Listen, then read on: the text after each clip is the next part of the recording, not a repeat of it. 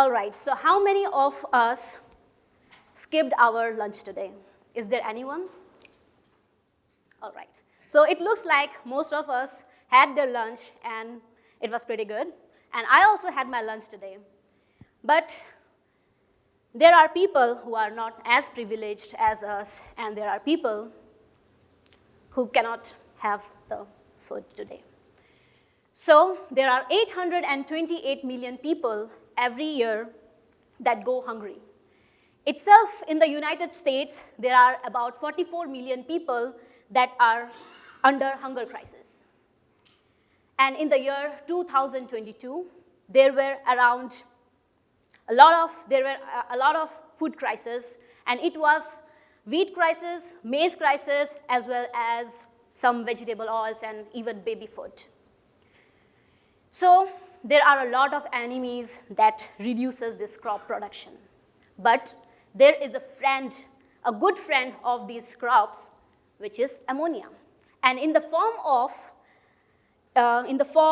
we can say, fertilizers, this ammonia can increase the amount of crop production by 3 times. Ammonia is also used in different textile industries. They are also used as a clean fuel. It is called carbon-free fuel to power ships. It is also used in our cough and cold medicines. But there is a catch. It is causing a huge effect to our environment. The industrial production of ammonia is actually increasing the global carbon dioxide. It is forming about 450 million metric tons of carbon dioxide, which is enough to do global warming. So the question is it really good, or is it really good to synthesize ammonia and destroy our mother nature slowly? The answer is no. We cannot destroy our nature. And as this saying goes, we are the first generation to feel the impact of global warming, and we are the last generation who can do something about it.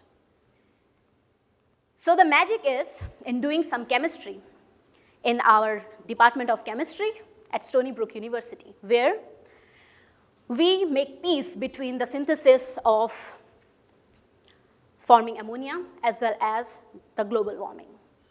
And we do it using electricity, and we produce 0 amount of carbon dioxide. So what I do in my lab is I use nitrogen, which is an 78% abundant gas in the universe, or we can say in the environment, and I convert it to ammonia.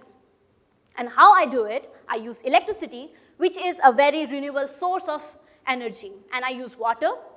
I use a catalyst here, which actually makes the process of synthesizing ammonia from nitrogen very rapid.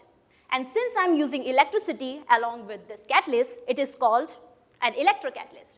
So what actually happens here in the nitrogen reduction reaction, I split water using electricity to hydrogen ions, to electrons, and also to oxygen. And this hydrogen ions moves towards the other side of the cell to interact with the nitrogen to form ammonia, which is in the solution form. So there is a challenging thing that we need to select an electrocatalyst for this process. We go through a lot of checking morphological properties and different types of properties and metals to form this electrocatalyst, which is suitable for giving us a significant amount of ammonia. Next, for the NRR experiment, we take different parameters, and then the ammonia detection is done by some spectroscopic techniques, which can now be concentrated and form fertilizer. And this fertilizer gives us a bountiful amount of crop.